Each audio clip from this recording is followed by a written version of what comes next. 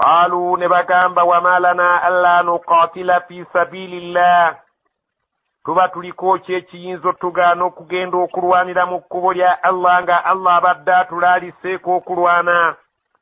wakad ukhrijna min diyarina nga tukimanyi bulungi nti twagobwa mu bibanja byaffe ne tugobwa mu mayumba gaffe wa abnaina ne tugobwa mu baana baffe falamma kutiba alayhimul qitaalu naye bwe kwamala okulaalikibwa gye bali okulwana tawallawo beesuulirayo ogwa naggamba ebigambo by'okulwana ne babeera nga tebabitadde mu maanyi illa qalilan minhum okuggyako abaali abatono mu bo abasobola okukkiriza ekyo Allah subhanahu wa ta'ala kye yali abalaaliseeko ekyokulwanira mu kkubo lye. wallahu alimun Allah amanyi nnyo bizalimin abalyaza amaanyi ababeera bamulaganyisiza nti bajja kukola singa Allah subhanahu wa ta'ala abalagidde ate oluvannyuma ne beekuba endobo ne bagaana okubeera nga bateeka mu nkola ekyo kye babadde beeyamye eri Allah subhanahu wa ta'ala okituukiriza. وقال لهم نبيهم إن الله قد بعث لكم طالوت ملكا قالوا أنى يكون له الملك علينا ونحن أحق بالملك منه ولم يؤت سعة من المال قال إن الله اصطفاه عليكم وزاده بسطة في العلم والجسم والله يؤتي ملكه من يشاء والله واسع عليم. وقال لهم نبيهم نبي وابو يبغamba Allah subhanahu wa ta'ala nga yamuweereza obubaka.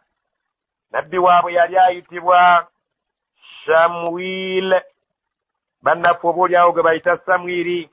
Allah subhanahu wa ta'ala agamba waqala lahum nabiyuhum nabbi waabwe yabagamba inna allaha mazima Allah subhanahu wa ta'ala qad ba'atha lakum taluta abasindikidde kabaka agenda okubeera nga abakulembera nga bwe mwasabye ye Taluta malikan nga ye kabaka agenda okubeera nga abakulembera mu ngeri y'ebyokulwanira mu kkubo lya Allah.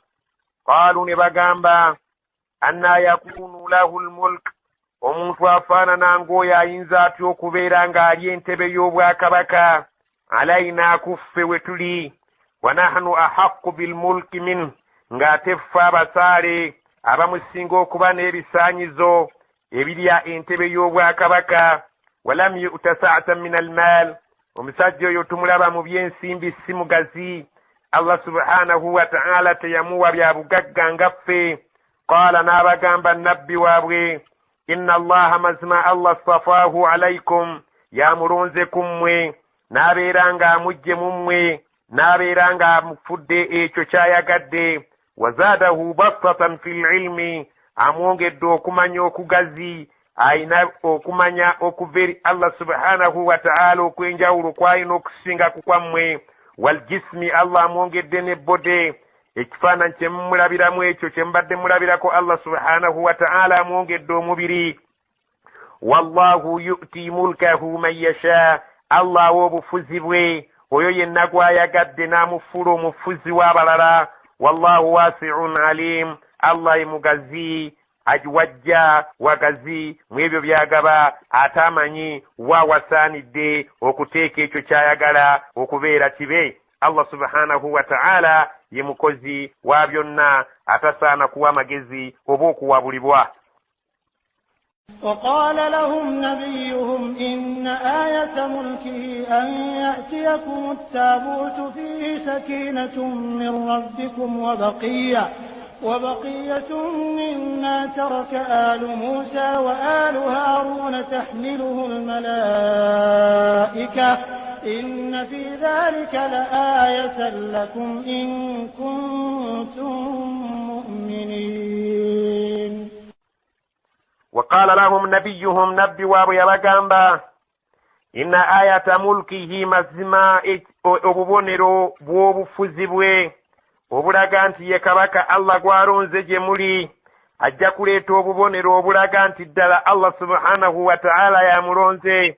kabonero nga ki? ayatiyakumu ttaabuutu ajja kubaleetera essanduuke fiihi sakinatun min rabbikum erimu obutebenkevu bwammwe okuva eri Allah subhanahu wa ta'ala nga bwe munaagirabako mujja kufuna obutebenkevu. Allah subhanahu wa ta'ala mpozzi ng'omuganda wa wano oyinza omuwa ekyokulabirako nti enjole ya kabaka okudda abaganda kyabawa obutebenkevu mu mitima gyabwe nga bagirabye ekomyewo eri obuganda. Nabano Allah subhanahu wa ta'ala yabasuubiza essanduuko ejja okubawa obutebenkevu singa eneebezze nga nabbi oyo nga kabaka oyo yagibaleetera. Wa baqiyatun mimma taraka alu Musa, ng'erimu n'ebisigalira ebyalekwa abo abantu ba Musa alayhi salam. Gamba ng'ebisigalira ebyali Musa alayhi salam bye yakozesanga embaawo ezaali ziwandiikiddwako amateeka agava mu ggulu, omuggo gwa Musa alayhi salam n'ebyamagero ebyaliwo ku mulembe gwa Musa ne Haruna. Allah subhanahu wa ta'ala agamba ebisigalira byabwe bye baaleka ajja kubeera ng'abibaleetera n'essanduuko ebwe munaagiraba mujja kufuna obutebenkevu mukkalire mu mitima gyammwe mukakase nti omuntu oyo Allah gwatuleetedde, Allah gwatulondedde yo yasaanidde ddala kubanga ebyaffe ebyonnono alabika abizzizza mu bifo byabyo. Tahmiluhu lmalayika, bamalayika bajja kujja nga basitudde essanduuko eyo. Allah subhanahu wa ta'ala abalaga nti awo kyekijja okukakasa nti Allah subhanahu wa ta'ala yamulonze era yamuwadde enkizo ku mmwe. Inna fi dhalika la aya, mazima mu ekyo bwe munaaba mukirabye mujja kubeera nga mufunamu akabonero akabalagira ddala nti omuntu oyo ddala Allah subhanahu wa ta'ala yamulonze era yasaanidde lakum gye muli in kuntum mu'minin. Bwe munaaba ab'okukkiriza ekyo kijja kubamala okubeera nga mukkiriza. فلما فصل طالوت بالجنود قال إن الله مبتليكم بنهر فمن شرب منه فليس مني ومن لم يطعمه فإنه مني إلا من اغترف غرفة بيده فشربوا منه إلا قليلا منهم فلما جاوزه هو والذين آمنوا معه قالوا لا طاقة لنا اليوم بجالوت وجنوده. قال الذين يظنون أنهم ملاقو الله كم من فئة قليلة